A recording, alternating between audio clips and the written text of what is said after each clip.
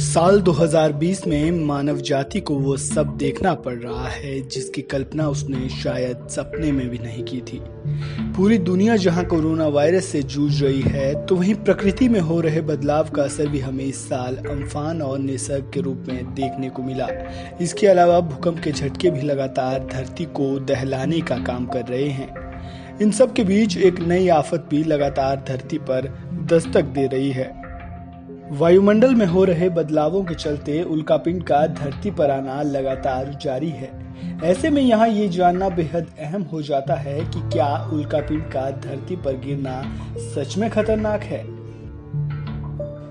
सूर्य का चक्कर लगाने वाले छोटे खगोलीय पिंड क्षुद्र ग्रह या उल्कापिंड कहलाते हैं। ये मुख्यतः मंगल और बृहस्पति के बीच मौजूद एस्टेरॉयड बेल्ट में पाए जाते हैं। ये साइज में ग्रहों से छोटे होते हैं। हालांकि कई बार पृथ्वी के करीब से गुजरने के कारण इनसे अच्छा खासा नुकसान भी संभव है।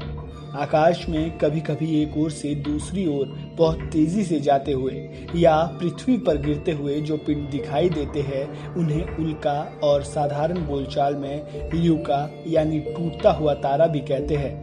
वहीं उल्काओं का जो अंश वायुमंडल में जलने से बचकर पृथ्वी तक पहुंचता है, उसे उल्कापिंड कहते हैं। ज्यादातर उल्कापिंड धरती की सतह तक पहुंचने से पहले ही खत्म हो जाते हैं।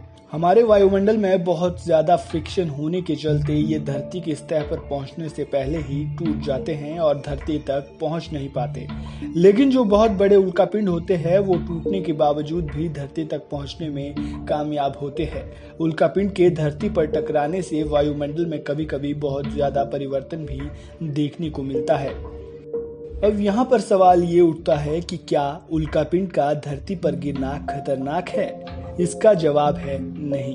उल्कापिंड का धरती से टकराना बिल्कुल भी खतरनाक नहीं है। ये कैसे? आइए आपको बताते हैं। अगर हम हाल ही में हुए घटनाक्रमों की बात करें तो 19 जून को सुबह 7 बजे राजस्थान के सांचौर शहर में एक खेत में लगभग 3 किलो का पत्थर जमीन से आकर टकराया, जिससे जमीन में 1 फीट का गड्ढा भी हो गया।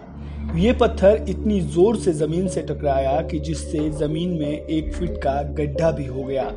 जब ये जमीन पर आकर गिरा तो आसपास के 2 किलोमीटर के क्षेत्र में इसकी आवाज सुनाई दी। हालांकि सांचौर में इस घटना से किसी को कोई नुकसान नहीं पहुंचा। ये पत्थर या फिर यूं कहें कि स्पेस ऑब्जेक्ट दिखने में किसी मेटल के ऑब्जेक्ट की तरह है। जब इसकी जांच की गई तो इसमें निकल, आयरन और प्लेटिनम जैसे कई मेटेलिक एलिमेंट पाए गए। फिलहाल इस उल्कापिंड को जांच के लिए ज्योग्राफिकल सर्वे ऑफ इंडिया को दे दिया गया है। अगर नासा की माने तो हमारे वायुमंडल में हर दिन हजारों पिंड आते हैं, लेकिन वो वहीं जल जाते हैं और धरती तक नहीं पहुंच पाते, जिसके चलते हमारे जीवन पर भी उसका प्रभाव नहीं पड़ता है।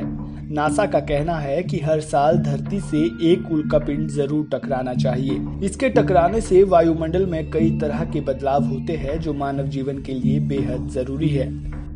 अब यहाँ पर यह जानना भी बेहद जरूरी हो जाता है कि क्या उल्कापिंड के किसी भी राह चलते इंसान पर गिरने से उसकी जान जा सकती है?